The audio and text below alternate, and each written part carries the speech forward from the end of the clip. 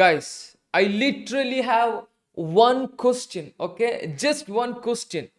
നിങ്ങൾ ഈ ഒരു ഗോൾ ഇങ്ങനെ നോക്കിട്ടോ ഗൈസ്, ലൈക്ക് സീരിയസ്ലി, വൈ?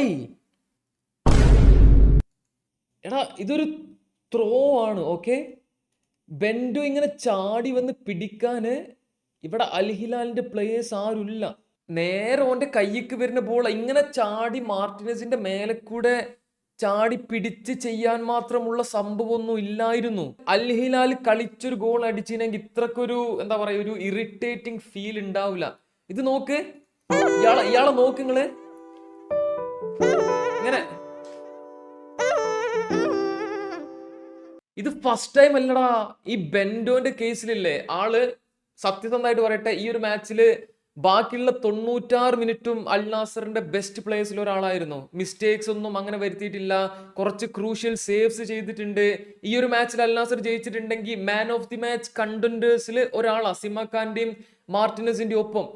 പക്ഷേ ലാസ്റ്റ് കാണിച്ചത് നോക്കി, ഇതേപോലെയാണ്. ഓക്കെ, നമ്മള് ഇതിന് മുന്നത്തെ 3 ഫൈനൽസ് എടുത്ത് നോക്കുക. ബെൻഡോ കളിച്ച് 2024 സൂപ്പർ കോപ്പന്റെ ഫൈനൽ, അന്ന് എന്താ ചെയ്തത് നോക്കി. ബാക്കിലിട്ട് കളിക്കാൻ നോക്കി, ഫസ്റ്റ് ടച്ച് കൊളായി, മാൽക്കം പോയിട്ട് ഗോൾ അടിച്ച് 1. അന്ന് അൽഹിലാൽ കപ്പടിച്ച്. ഇനി 2025 സൗദി സൂപ്പർ കപ്പിന്റെ ഫൈനൽ വേഴ്സസ് അൽ-അഹ്ലി, ഇതേപോലെ പിടിക്കേണ്ട ബോളോ അല്ലെങ്കിൽ പഞ്ച് ചെയ്യേണ്ട ബോളോ മിസ്സായി, അൽഹിലാൽ പോയി ഗോൾ അടിച്ച്, സോറി അൽ-അഹ്ലി പോയിട്ട് ഗോൾ അടിച്ച്.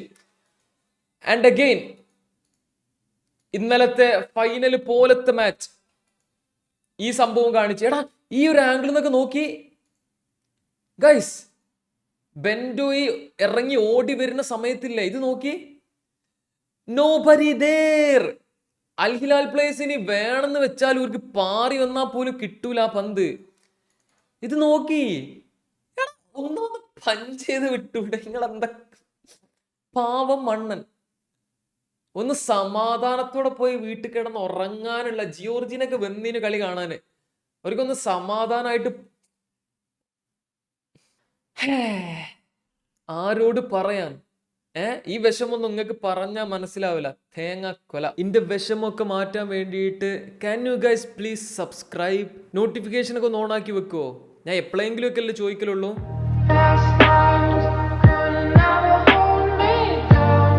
ഇത്രക്ക് സങ്കടപ്പെടേണ്ട ആവശ്യമൊക്കെ ഉണ്ടോ എന്ന് ചോദിച്ചാൽ ഇല്ല. കാരണം ഈ ഒരു മാച്ച് സ്റ്റാർട്ട് ചെയ്യുന്നതിന് മുന്നേ വരെ അൽഹിലാലിനെ പോലെ ഈ ഒരു ഇത്രക്ക് പ്രഷറുള്ള ഒരു മാച്ചിൽ അൽ നാസർ പൊട്ടുന്നാണ് ഞാൻ വിശ്വസിച്ചിട്ടുണ്ടായിരുന്നത്. ഓക്കെ, അപ്പോൾ ഒരു സമനില കിട്ടിയതിൽ തന്നെ ഞാൻ ആ ഒരു രീതിയിൽ ഹാപ്പിയാണ്. കാരണം ഈ ഒരു മാച്ച് തോറ്റിട്ടുണ്ടായിരുന്നെങ്കിൽ ലീഗ് പോയി, പിന്നെ കിട്ടാനുള്ള ഒരു ചാൻസും ഇല്ല. പക്ഷെ ഇനി ദമാക്കിനെതിരെ അൽ നാസർ ജയിച്ചാൽ മതി. ഓക്കെ, ഓർക്ക് ഇനിയും ഇപ്പോഴും ട്രോഫി ഓരോ മുന്നിൽ തന്നെയാണ് ഉള്ളത്, 99%. ഇനി ദമാക്കിനെതിരെ അവർ ജയിച്ചില്ല എന്നുണ്ടെങ്കിൽ മാത്രമാണ് ഒരു പ്രശ്നം വരിക. സമനില ആയാലും ഇഷ്യൂ ആണ്. കാരണം അൽഹിലാൽ അവരുടെ അടുത്ത 2 മാച്ചസും ജയിക്കാനുള്ള ചാൻസസ് തന്നെയാണ് കൂടുതൽ. അപ്പോൾ പോയിന്റ് 2 ടീമിനും 84 ആവും. ആൻഡ് ഹെഡ് ടു ഹെഡ് ആണ് അത്രേ നോക്കുക, ഗോൾ ഡിഫറൻസ് അല്ല. ഹെഡ് ടു ഹെഡ് നോക്കുമ്പോൾ അൽഹിലാൽ ഈ ഒരു സീസണിൽ ഓൾറെഡി അൽ നാസറിനെ ഒരു തവണ തോൽപ്പിച്ചിട്ടുണ്ട്. അതുകൊണ്ട് തന്നെ അൽഹിലാൽ ചാമ്പ്യൻസ് ആവും. ആ ഒരു കേസിൽ 15ാം സ്ഥാനത്തുള്ള ദമാക്കിനെ തോൽപ്പിച്ചിട്ട് ഇത്രയും ഇമ്പോർട്ടൻ്റ് ആയിട്ടുള്ള ആ ഒരു മാച്ച് ജയിക്കാനൊന്നും അൽ നാസറിന് കഴിയണില്ല എന്നുണ്ടെങ്കിൽ ചിലപ്പോൾ ഈ ട്രോഫി ഒരു ഡിസേർവ് ചെയ്യണുണ്ടാവില്ല.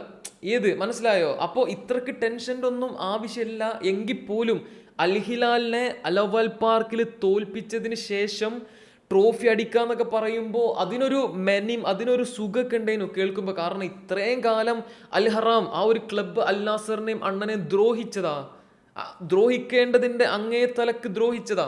അപ്പൊ പിന്നെ ഒരു സമാധാനം, കുറച്ചൊരു ഞാൻ തിരിച്ചു എന്തെങ്കിലുമൊക്കെ ചെയ്തു എന്ന് പറയാൻ അങ്ങനെ ഒരു ഫീല് കിട്ടൂലേ, ഒരു സുഖമുള്ള ഫീല്, അത് കിട്ടേണ്ട ഒരു സംഭവമായിരുന്നു. അത് പോയിന്നേ ഉള്ളൂ. ഇപ്പോൾ മാച്ചിനെ കുറിച്ചിട്ട് പറയുമ്പോൾ ആദ്യത്തെ ഒരു 20 to 25 മിനിറ്റ് ഞാൻ പൊട്ടി തന്നെ വിചാരിച്ചതാ. എക്സ്പെഷ്യലി എത്ര സുഖമായിട്ടാണെന്നറിയോ ബെൻസിമക്ക് ആ ഒരു 1-on-1 ചാൻസ് വിത്ത് ബെൻഡോ കിട്ടിയത്. അവിടെ ബെൻഡോ അത്രയും വലിയ ഒരു ഹീറോയിക് സേവനം നടത്തി അൽ നാസറിനെ സേവ് ചെയ്തു. പക്ഷേ എങ്കിൽ പോലും അൽ നാസറിന് കളിയിൽ അങ്ങോട്ടാണ് എന്താ പറയുക വരാൻ കഴിഞ്ഞില്ല എന്നുള്ളതാ സത്യം. കാരണം അൽഹിലാലിൻ്റെ ഫിസിക്കാലിറ്റി ഉള്ള പ്ലേയേഴ്സ് ഓരോ സെക്കൻഡ് ബോൾ വിൻ ചെയ്യുക, ഏരിയൽ ബോൾസ് വിൻ ചെയ്യുക, മൊത്തത്തിലൊരു മെനല്ലാതെ ഇങ്ങനെ കളിക്കുകയായിരുന്നു. അതിൻ്റെ ഇടയിലാണ് ബ്രൊസോവിച്ചിൻ്റെ സെറ്റ് പീസിൽ ബോൾ വന്നിട്ട് സിമക്കാന്റെ മുന്നിൽ വീഴണു. ആള് ഒരു സ്ട്രൈക്കറെക്കാളും നല്ലൊരു ഫിനിഷ് ചെയ്യണു. അൽ നസ്ർ 1 അൽ ഹിലാൽ 0. ബെൻഡോയുടെ മിസ്റ്റേക്കിൽ ഈ ഒരു മാച്ച് സമനില ആയതുകൊണ്ടാണ് കോമാനെ പറ്റി ആരും മിണ്ടാത്തത് കേട്ടോ. കാരണം ഫസ്റ്റ് ഹാഫിന്റെ ആഡഡ് ടൈമില് 21 സാവേജിന്റെ ഭാഗത്തുനിന്ന് റെയർ ആയിട്ട് വരുന്ന ഒരു മിസ്റ്റേക്ക് അത് കോമാന് കിട്ടുകയാണ്. And കീപ്പറിനെതിരെ 1v1 opportunity. ലെഫ്റ്റ് സൈഡിൽ അണ്ണനുണ്ട്, ഒരു പാസ് ഇട്ട് കൊടുത്താൽ അണ്ണൻ ഓപ്പൺ പോസ്റ്റ് കിട്ടും. പക്ഷേ കോമാൻ അത്രയും നല്ലൊരു ചാൻസ് വന്നപ്പോൾ കോമാൻ ഫിനിഷ് ചെയ്യാൻ നോക്കി ആൻഡ് പോസ്റ്റിൽ തട്ടിയിട്ട് പോയി. അത്രക്കും ക്ലിയർ ആയിട്ടുള്ള ഒരു ചാൻസ് ആയിരുന്നു. അൽ നാസറിന് ഫസ്റ്റ് ഹാഫിൽ തന്നെ 2 ഗോൾ ലീഡ് എടുക്കാനുള്ള ഒരു ഓപ്പർച്യൂണിറ്റി അത് മിസ്സായി. ഈ കളിയിലെങ്ങാനും അൽ ഹിലാൽ കളിച്ചൊരു ഗോൾ അടിച്ച് കളി സമനില ആയിട്ടുണ്ടായിരുന്നെങ്കിൽ എല്ലാവരും കോമാനെ പിടിച്ച് അലക്കിയേനെ. പിന്നുള്ളൊരു സംഭവം എന്താ പറയുക, കോമാന് 10 സെക്കൻഡ് ഓന് ഓൾറെഡി എന്തായാലും പന്തോൻ്റെ കാലുമ വെക്കും. പക്ഷേ ഈ മാച്ചിൽ ഓന് 15ഉം 20ഉം സെക്കൻഡൊക്കെ വെക്കാൻ നിൽക്കുക. ചില സമയത്ത് ഒരു പാസ് നടത്തിയെങ്കിൽ കുറച്ചും കൂടെ ബെറ്റർ പ്ലേ അൽ നാസറിന്റെ ഭാഗത്ത് വന്നിട്ടുണ്ടാകും. സംഭവം കോമ നല്ല കളിയാണ്. ബാക്കിയുള്ള മാനേനും ഫെലിക്സിനും മാറ്റി നിർത്തിയ he is our best attacker.